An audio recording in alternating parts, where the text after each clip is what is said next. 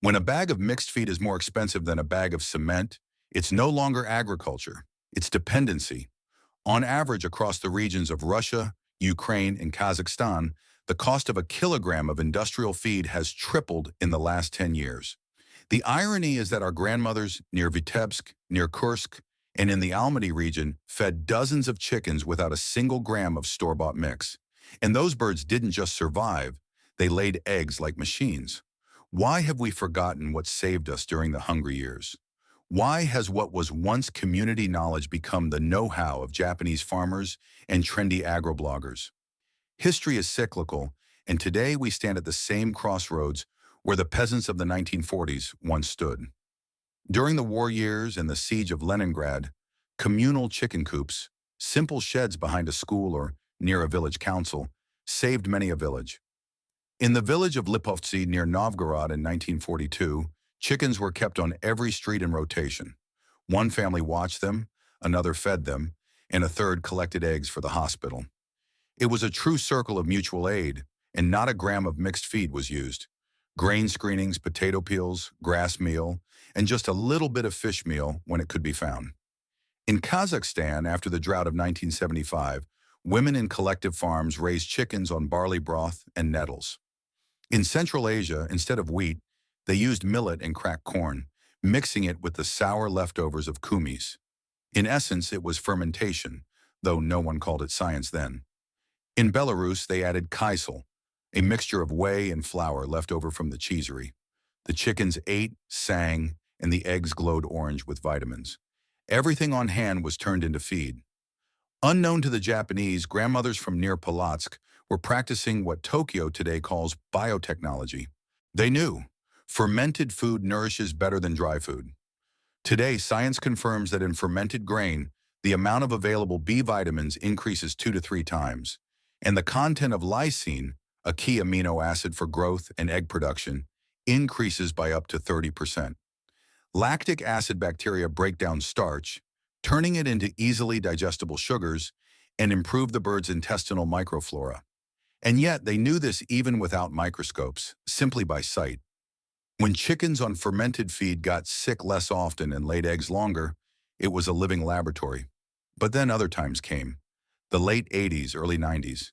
The usual grain waste disappeared from the shelves of the village stores. Collective farm warehouses closed. A new generation of mixed feed took their place, beautifully packaged, standardized, and creating dependency. Since then, every farmer, even the smallest, has become a consumer rather than a producer.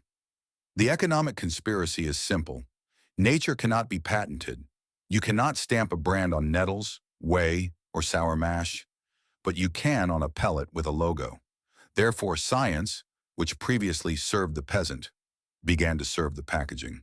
Mixed feed promises a miracle but hides a trap. The more you buy, the less you know how to do. And today, when the dollar jumps and a bag costs half a paycheck, we start to remember not out of romance, but out of necessity. Returning to old methods is not a step back, it is a step toward freedom. Let's look at why ancient practices of fermentation and local feeding not only work but are scientifically sound. A chicken is not just a beak and feathers, it is a living laboratory. In its crop, complex fermentation processes take place. Grain, water, and air enter, and the crop's microflora turns ordinary starch into energy. When we provide fermented feed, we are simply enhancing what nature has already established.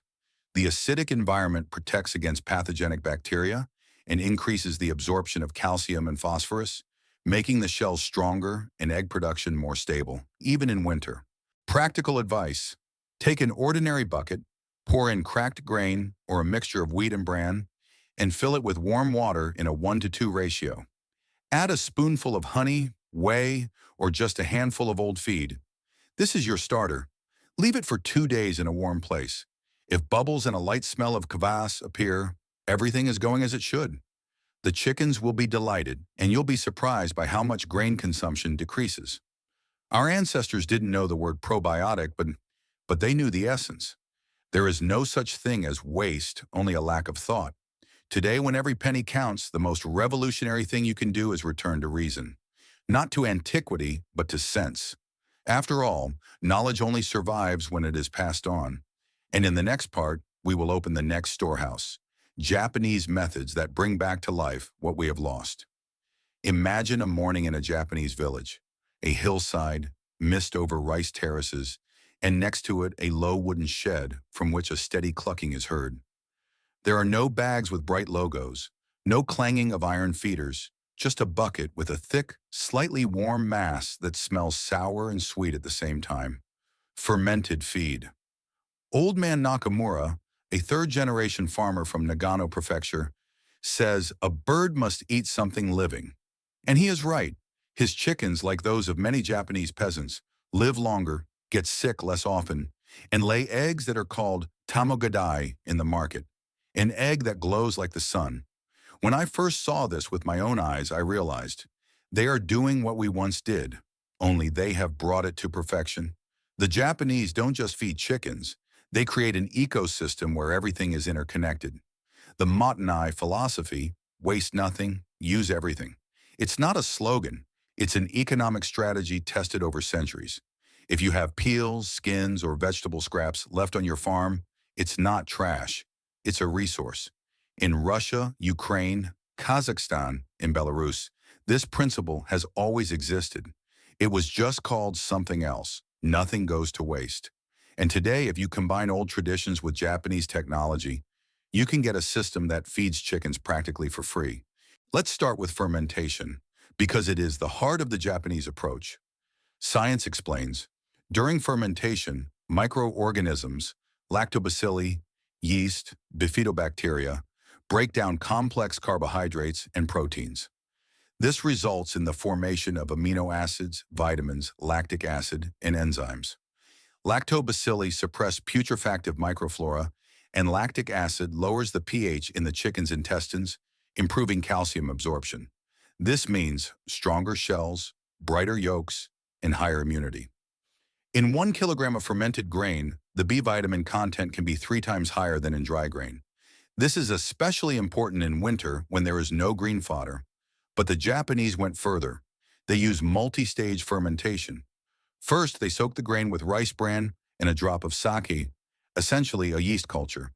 Then they add vegetable scraps and allow for a second cycle. Such feed is not just nutritious, it becomes a probiotic concentrate. It can be stored for up to a week without losing quality if kept in a closed container. Here, an analog can be used, wheat or oat bran instead of rice bran, and a spoonful of kefir, starter, or apple cider vinegar instead of seku. And now about bokashi, the Japanese system of recycling waste into feed. Bokashi is fermented compost that doesn't rot but matures. It's done simply. Take a bucket of kitchen scraps, vegetable peels, fruit skins, and breadcrumbs. Drench it with a solution of water, molasses, and an enzymatic starter. You can use EM preparations sold here or make it yourself from bran, whey, and sugar. Pack it all down tightly and close the lid for 2 to 3 weeks. You get a mass with a light aroma of apple cider, and it is this mass that the Japanese feed to birds mixed with grain. Billions of beneficial bacteria and enzymes live in it, and the protein and mineral content increases by 20–25%. This technology is available to anyone who knows how to hold a bucket and a shovel. Now let's talk about green fodder. In Japan, even in the mountains where there are no pastures, chickens are fed hydroponic forage, sprouted seeds of barley, wheat, or corn. No soil, no fertilizers, just water and light. 7 days after soaking, you already have a mat of green sprouts that can be cut and fed. Biochemically, it's a bomb. Such green forage has more carotenoids and vitamin E than carrots. Protein is up to 25% and fiber is 12%. The Japanese call it living food because the sprouts contain enzymes that continue to work even after being eaten. Our ancestors did the same thing. They just called it something simpler, zelenushka, greenery. In Ukraine in the 1960s, collective farms mass-produced grass meal from alfalfa and clover. They dried it, ground it, and added it to feed in winter. This was the analog of hydroponic forage. Today you can do the same thing on a windowsill. A tray, gauze, and water. All you need is light and a week of patience. The next Japanese secret is protein autonomy. Mixed feed is expensive not because of grain, but because of protein. Soybean meal, fish meal, and meat and bone meal. That's where the real money is. But the Japanese found an answer. Black soldier fly and earthworms. For them, it is an entire culture. In southern regions, they set up boxes with kitchen waste where fly larvae process all organic matter in a matter of days. The output is fat protein worms that contain up to 40% protein and the full spectrum of amino acids, including methionine, which is hard to find in plant sources. In the USSR, enthusiasts in the Krasnodar territory and Central Asia did this, calling it fly compost. Chickens go crazy for such a delicacy. And all of this is free from what you used to throw in the trash. Larvae are easy to breed in a bucket with a lid. The temperature needs to be no higher than 28-30 degrees. And now about aquatic plants. In coastal Japanese villages, dried seaweed serves as a feed additive. Laminaria, nori, and wakame. They contain iodine, magnesium, selenium, and calcium. These trace elements increase immunity and egg production. In our conditions, the ideal alternative is duckweed. It can be found in any pond, but it's better to grow it yourself in a barrel or trough. It grows at the speed of light, doubling its mass in 3 or 4 days. Protein is up to 35% and it contains vitamins A, B, and E. Dried duckweed keeps for months and can replace up to a third of protein feed in the summer. Next is what the Japanese call the 3 layers of nutrition.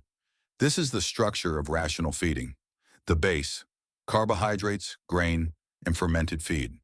The second, the green layer, forage, grass, and vegetables. The third, the protein layer, worms, larvae, and legumes. Each layer supports the others. If one weakens, the system loses balance. Our grandmothers understood this intuitively. They gave chickens grain in the morning, greens in the afternoon, and something protein-based in the evening. This is not a coincidence, but the bird's biorhythm. Morning, energy, afternoon, vitamins, and evening, recovery. Now about water, the most underrated element. In Japan, the water for birds is acidified with apple cider vinegar, 1 teaspoon per liter. This stabilizes the stomach pH and reduces the risk of coccidiosis. We did the same with whey or sour milk, because acidic water inhibits the development of pathogens. And one more thing, add an infusion of garlic or oregano to the water. This is a natural antibiotic. Studies show that phytoncides reduce the incidence of salmonella and E. coli by 60%. The Japanese simply replaced pills with herbs. But the main lesson of the Japanese school is observation. They have a saying, the best prevention is the farmer's eyes. Every day they observe behavior, appetite, and droppings. They keep journals, what they gave, how much was eaten, and how many eggs were laid. We used to have this too. In the collective farms of the 1950s, egg production records were kept by hand on a chalkboard. It was a tool not for control, but for understanding. Today you can keep records in a notebook or on a phone. It doesn't matter. It is important to see the connection. What feed led to what result? And now the economics. On average, one chicken requires 120, 130 growlers of feed per day. If you reduce consumption by 25% thanks to fermentation and local additives, you save up to 10 or 15 kilograms per bird per year. Multiply that by 100 chickens and you get a ton. In money, tens of thousands of rubles. And if you add your own forage, protein autonomy, and seasonal resources, apples, zucchinis, beet tops, costs drop by half. This is why the Japanese call their poultry farming inai, or internal. It's a system where the farmer is not a buyer, but a creator. Why isn't this sold in supermarkets? Because it's not profitable to sell what everyone can do for themselves. You can't register a patent on bran, whey, and a bucket. You can't monetize healthy microflora, but you can sell pellets and antibiotics. And so old knowledge is pushed out by advertising. We have been conditioned to believe in convenience, forgetting that convenience is the enemy of craftsmanship. Today, returning to fermentation in a closed cycle is not a fad. It is an act of resistance against the industry. In practice, start small. Choose one direction, fermentation or forage. Set up 2 containers, one for fermentation, the other for sprouting. In a week, you'll see the result. The chickens will become more active. the eggs denser, and the smell of droppings will vanish. This is the first step toward autonomy. Next, create a mini biofarm, worms, larvae, and duckweed. Everything that was once waste is now an asset. And this is where true philosophy is born. When you stop depending on bags and factories, when you manage the cycle yourself, you regain power. Power over your farm, over your time, and over your future. Our ancestors understood, to survive, you need to think, not buy. Today, this is becoming true again. In every grain, in every drop of kefir, and in every blade of grass, a formula for resilience is hidden. We don't need to reinvent. We need to remember. And that is exactly the goal of our journey. We stand on the border of two worlds, the industrial and the living. The first promises ease, the second, meaning. The choice is ours. The next storehouse will open soon. There we will break down how to build a completely closed, self-sufficient feeding system from these principles. Japanese precision on Slavic land. When you start digging deeper into Japanese agro-philosophy, you realize they don't have secret technologies. They have a system of thinking that we once lost. Where we look for a recipe, they look for a rhythm. Where we buy, they cultivate. Their farmer, like a musician, listens to the season, feels the soil, and sees the cycles. That is why their chickens don't just survive, they thrive. And the most amazing thing is that all of this works in our realities too. In Siberia, in the steppes of Kazakhstan, and on the Ukrainian expanses, where winter nips the ears and summer scorches the grass. All you need is to adapt, not copy. Now about the closed-loop cycle. For the Japanese, a chicken coop is not an isolated room. It's part of the yard's ecosystem. Their principle, everything returns. The chicken coop is linked to compost is linked to the garden, and the garden is linked to the feed. Chickens eat fermented waste. Their droppings go into compost. Compost fertilizes plants. Plants become feed. Such a circle not only saves money, it heals the land. In Japan, they believe the health of the chickens depends on the health of the soil. In our soil, especially after decades of chemical fertilizers, microorganisms are lacking. But if you use fermented leftovers and compost, the balance is restored. Even in the old collective farms of the 1950s, they knew this. Back then, they practiced humus beds where plants grew faster and the grass was thicker specifically because they mixed in droppings and organic matter. Microbiological economics. It sounds scientific, but it's just logic. The Japanese believe that a farmer's true capital is not machinery or a building, but a culture of microorganisms. Every farmer there keeps their own starter, a mixture of lactobacilli and yeast that they pass down, just as we once passed down vast sourdough. This culture lives for years, and each generation of farmers adds something of their own to it, a bit of soil, grains, or herbs. It's not just feed, it's a microbiological bank. You can do the same thing. Take some old fermented mash, add a new portion of grain and water, and so on indefinitely. It's like a sourdough for bread, but for chickens. This fermentation becomes stronger over time because the microflora adapts to your conditions. In the end, you get a feed that is perfectly suited specifically for your birds and your climate. Next, local resources. In Japan, a farmer doesn't ask where to buy. He asks where to get. If there's a bakery nearby, he takes dough scraps and crumbs. If there's a vegetable processing plant, he gets peels and pulp. If there's a fishing port, he dries fish scraps. We have the same opportunities. Every city has a bakery, a market, or a bread factory. Ask for old bread, dry it, grind it, and you have a protein concentrate. Vegetable scraps left over from preserving can be dried in the oven or in the sun and added to feed. And in areas with sunflower crops, there is a gift, oil cake.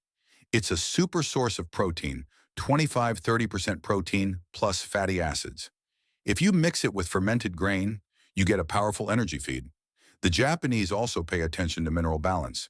In every household, they have what they call a health stone, a block of minerals that chickens peck at will. It consists of ground shells, clay, and charcoal. Charcoal is an adsorbent. It cleans the intestines and neutralizes toxins. In our villages, charcoal was always in use. Grandmothers gave it to chickens for diarrhea, Today you can make such a block yourself. 2 parts crushed shell, 1 part charcoal, 1 part clay, a bit of salt and water. Mold it, dry it. Let it stand in the coop. The birds regulate their intake themselves. And now attention to detail. The Japanese measure everything. They know that when the temperature drops by 5 degrees, a chicken starts eating 10% more. They calculate the daylight hours so that egg production doesn't fall. And they do all this without machinery, just a light bulb, a clock, and a notebook. Here this has been replaced by universal mixed feeds, where everything is supposedly already calculated. But these calculations don't take into account your grass, your water, or your sun. That is why individual tuning always wins. There is another trick that the Japanese use: the temporal rhythm of feeding. They feed chickens not constantly, but on a strict schedule. 6 a.m., at noon, and in the evening, an hour before dark. Why? Because fermented feed must be fresh, and the extra shouldn't sour in the sun. And also because this forms an instinct. The bird waits for food, eats it all, and nothing is left over. As a result, there is no waste. Here, feeders often stand full all day, and a third of the feed simply spoils or is spilled. A little discipline, huge savings. As for the mechanics of preparation, the Japanese use wooden or plastic containers, never metal. Metal oxidizes and kills bacteria. They stir the feed with a wooden spatula so as not to disturb the microflora. In our conditions, you can use an enameled bucket, an old barrel, or even a plastic canister. The main thing is not to seal it airtight. Fermentation likes to breathe. Now a little science. During fermentation, a process occurs that in microbiology is called anaerobic conversion of carbohydrates. In simple terms, bacteria eat starch and release enzymes that break down the cell walls of the grain. This makes the nutrients available. Lactobacilli release lactic acid, which lowers the pH level from 6.5 to about 4.2. In such an environment, pathogens die, including Salmonella and E. coli. Proteins turn into amino acids: lysine, methionine, tryptophan, and arginine. These substances are not synthesized by the bird's body, but are vital for growth and egg production. In other words, every spoonful of fermented feed is a biochemical booster. Add chalk or crushed eggshells here, and you get a natural source of calcium. And if you add a drop of fish oil, the vitamin D level in the eggs will nearly double. Studies show fermented grain increases shell thickness by fractions of a millimeter. It sounds like a little, but in reality, it means the egg can withstand nearly 20% more pressure. But that's not all. The Japanese actively use aromatic herbs not for the smell, but for health. They grind and add oregano, thyme, basil, and garlic to the feed or water. These plants contain essential oils: thymol, carvacrol, and allicin. They act as natural antibiotics, strengthen immunity, and reduce inflammation. In Japanese experiments, adding 1% dried oregano to feed reduced mortality in young birds by 15%. Here, oregano is dushitsa, and it grows everywhere. This means it's free medicine. And finally, the social aspect. In Japan, even small farmers unite in cooperatives to buy grain in bulk and exchange resources. This is called kyofukai, a mutual aid society. In Soviet times, we had the same principles: a collective farm in the true sense of the word, collective management. Perhaps it's time to remember? Agree with your neighbors. One grows grass, another keeps worms, and a third does the fermentation. Together, you can save 3 times as much. Summing it all up, we can say, the Japanese system is not a miracle or magic. It is a return to the natural cycle, brought to perfection. And the more I study these principles, the more clearly I see. We don't need to import anything. Everything is under our feet. We just need to start seeing the value in the simple: in a weed, in a husk, or in the leftovers of kefir. When chickens eat living feed, they return the energy into the egg. When a farm is built on microbes rather than bags, it becomes autonomous. This is true wealth, not money but resilience. And this perhaps is the main meaning of everything we are talking about. A person who feeds their own chickens feeds their own future. In the next part, we will delve into creating a complete microbial cycle: how to combine fermentation, compost, algae, and a protein base into one self-sustaining system. This will be the true Japanese engine of your farm. Eternal, simple, and alive. When you first hear the words microbial cycle, it sounds as if we are talking about a laboratory, test tubes, and white coats.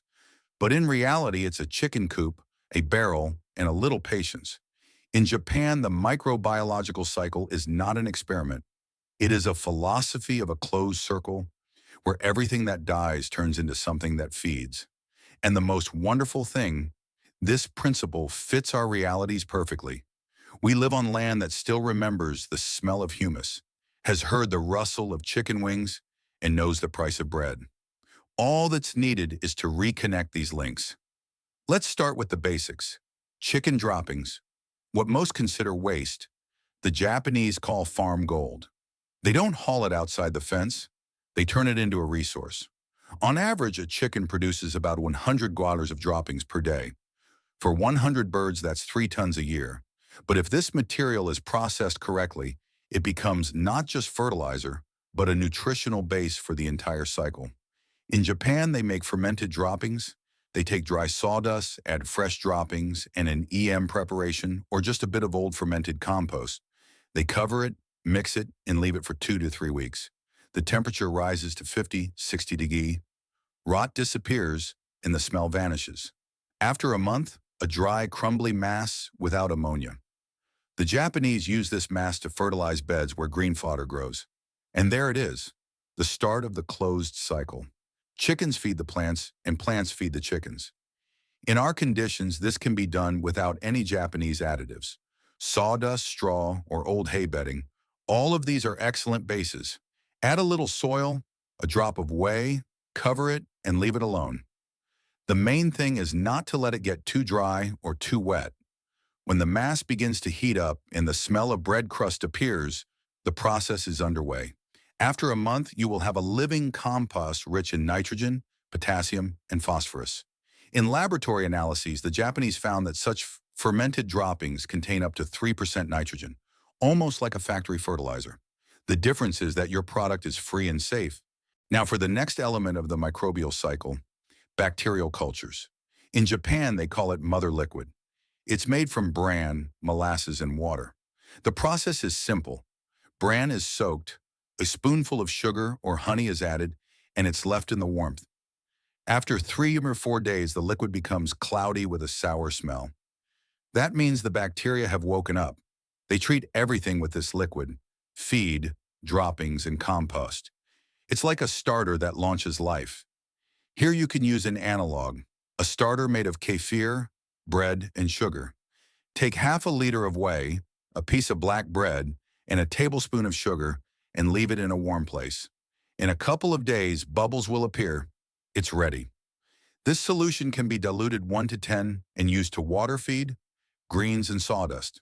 It speeds up fermentation, eliminates odors, and increases nutritional value. And most importantly, it populates the soil with beneficial microbes, displacing pathogens. That's why Japanese farms smell like hay and yogurt, not ammonia. Next comes the water cycle. The Japanese often keep a small pond or even a plastic tub near the chicken coop. Duckweed grows there, and fish like carp or tilapia swim there, feeding on kitchen scraps. The water where the fish live is rich in nitrogen and phosphorus. They use it to water forage plants or add it to fermenting feed. You get living tea, a natural energy drink for soil and microflora. Our analog, water from washing vegetables, brine, or manure infusion. All this can be filtered, diluted 1 to 5 with water, and reused. Every drop works. Now for the energy balance. The Japanese believe that microbiology is a form of energy management. A chicken spends energy digesting dry grain. If you pre-digest the feed with microbes, the bird gets the same energy faster and with less effort. As a result, it eats less but lays better. This principle can even be measured. The level of metabolic energy in fermented feed is 10–15% higher. This means every spoonful is denser and more nutritious. Another ingenious Japanese invention is deep litter bedding with microflora. It's not just straw, but a whole living layer that cleans itself. It's done like this. On the floor of the chicken coop, you pour 20–30 cm of sawdust, add a little fermentation solution, the mother liquid, and mix it. When chickens live on such bedding, their droppings do not rot. They ferment right on the spot. There is no smell at all. The temperature stays around 30-35 meters. Chickens don't freeze in winter. You need to change it completely once a year, and you can top up the upper layer every 2 to 3 months. And here's the paradox. The older the bedding, the more effective it is because the microflora becomes more stable. When you remove it, you get ideal humus for the garden.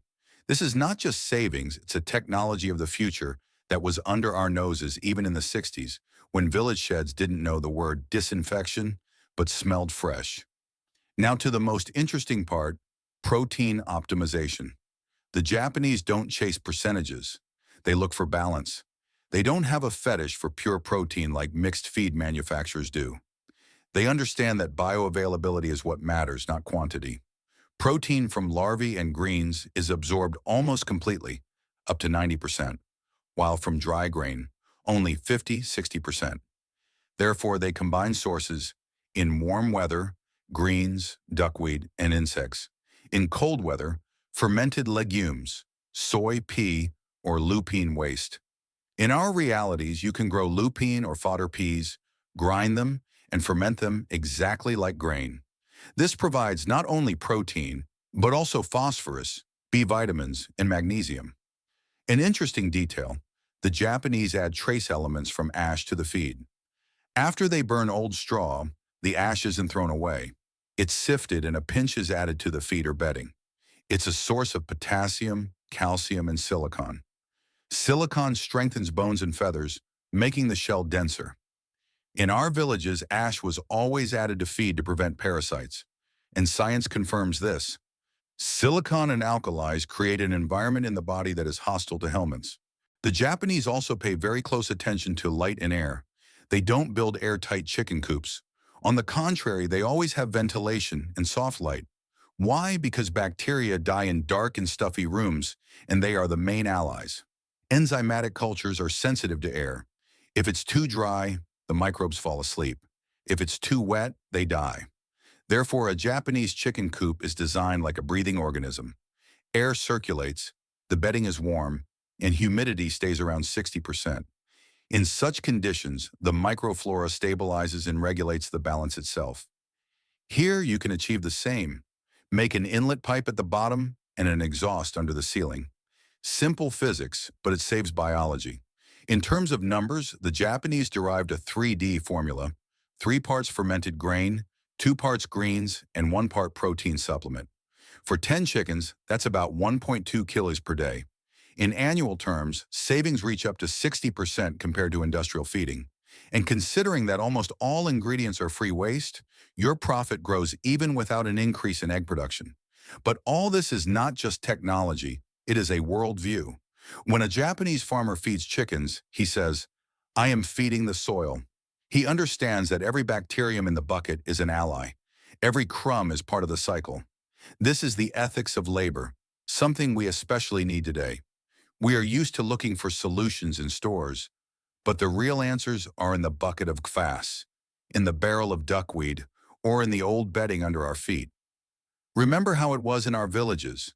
In the autumn, they dug potatoes. In the winter, they dried onions. In the spring, they made sour milk. And in the summer, they threw scraps into the trough. All of these are fragments of the same system. We just forgot that this is science, not book science, but living science. Science that smells like hay and bread. In practice, you can start small. Choose one corner of the farm and make it a microbial center. Let your fermentation barrel, worms, green forage, and compost be there. This is the heart of your farm. In a few weeks, you will notice. The soil in the garden beds will become softer, the smell will disappear, and the chickens will be healthier. And then you will realize that microbiology is not about microscopes. It's about returning sense. When a farm starts to breathe on its own, without bags, without chemicals, without dependency, you feel as if you yourself become part of something larger. Your farm is a living being, and you are its mind. In the next part, we will bring it all together. We will create a system in which everything from grain to droppings works like clockwork, a true symbiosis of human, chicken, and microbe. a system in which even waste brings profit and every drop of water is an investment in life. When all the pieces of this mosaic finally fall into place, you realize that we are talking about more than just feeding chickens. We are talking about bringing a farm back to life, about ceasing to be a consumer and becoming a creator again. This is exactly what the Japanese call jisei, or self-sufficiency, when your farm breathes on its own without external crutches. And if you think about it, this is exactly how our grandfathers and grandmothers once lived. They didn't call it a sustainable system, they just lived by their wits. And now we are returning there, but armed with knowledge, microbiology, practice, and numbers. Let's take everything we've studied and turn it into a practical model of full autonomy. Imagine you have 50 chickens. The average consumption of dry mixed feed is about 6 kg per bird per month, which is 300 kg. Today, that is nearly 10 to 12,000 rubles. But if you include Japanese methods, costs can be reduced to 3 to 4,000, and the quality of production raised significantly. How? Let's break it down element by element. First, the fermentation station. You should have at least one container, preferably two. One for fermenting grain, the other for organic waste like bokashi. The simplest, a 50-liter plastic barrel with a lid. On the bottom, a little ready-made fermented feed, your starter. On top, a mixture of cracked grain, vegetable scraps, bran, and water in a 1-to-2 ratio. Add a spoonful of sugar or honey, a drop of kefir or apple cider vinegar. After 2 days, fermentation will begin. After 3, the feed is ready. If the process is slow in cold weather, you can wrap the barrel in an old blanket or place a heater next to it. Store for no more than a week, otherwise the feed will oversour. And most importantly, stir every day with a wooden stick. This saturates the mixture with oxygen and stimulates bacterial activity. Part 2, the green factory. Even in winter, you can grow forage on a windowsill or in a greenhouse. Sprouting grain doesn't require soil. Plastic trays, gauze, and light are enough. Soak seeds, wheat, barley, oats, for 12 hours. Then spread in a thin layer and spray with water twice a day. After 7 days, a mat of greenery is ready. From 1 kilos of grain, you can get 6 to 7 kilos of green mass. If you add a bit of wood ash to the water for spraying, the forage is enriched with minerals. This is a living vitaminized supplement, especially valuable in winter when there is no grass. Third, the protein farm. It can be minimal, a box for worms or a container with black soldier fly larvae. In middle latitude conditions, the black fly is active from May to September, and in winter, worms replace them. Start with a compost box. The bottom layer, soil and a bit of old compost, then kitchen waste without salt or fat. Cover with burlap. In a week, worms will appear if you add them from garden soil. They process waste, turning it into protein and humus. From 1 square meter, you can collect up to 1 kiloliters of live worms a week. A full-fledged protein feed. The Japanese feed worms fresh or slightly dried, so they keep longer. Protein is about 60% there, plus calcium and iron. Fourth, the water station. If there's space, put out a plastic tub or an old barrel and start some duckweed. It grows in stagnant water at temperatures from 115 degrees Celsius. To start the cycle, you need a few handfuls of duckweed from a nearby pond. Every 3 to 4 days, remove half the mass and feed it fresh. Let the rest grow further. You can speed up growth by adding a little chicken droppings, 1 teaspoon per 10 liters of water. The water after collecting duckweed becomes a fertilizer. You can use it to water garden beds or soak grain for fermentation. Fifth, deep litter bedding. This is the heart of the biosystem. Lay down a layer of sawdust, mix with a small amount of fermentation solution, 1 liter per square meter. Add dry grass. In a week, the bedding comes to life. It absorbs moisture, breaks down droppings, and releases heat. The temperature stays around 30 degrees and the smell disappears. Every 2 to 3 months, top up with a new layer. After a year, clean out the bottom layer. You have ready organic fertilizer for forage beds. Sixth, the microbial starter. Keep a jar with a living culture. This is your personal army of bacteria. Base, whey, 500 mmol. A spoonful of sugar, a handful of soil or bran, and some old fermented feed. Cover with gauze and leave for 3 to 4 days. This solution can be stored in the refrigerator for a month. Add 50 milliliters per bucket of water when fermenting or spraying. This will replace all chemical stimulants. Now about light and temperature. The Japanese regulate lighting strictly. 14 hours of light is the standard. With a shorter day, egg production falls. With a longer one, the birds get tired.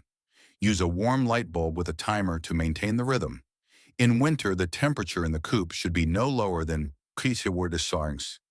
Deep bedding and thick wooden walls with an air gap provide natural insulation. And now for the diet.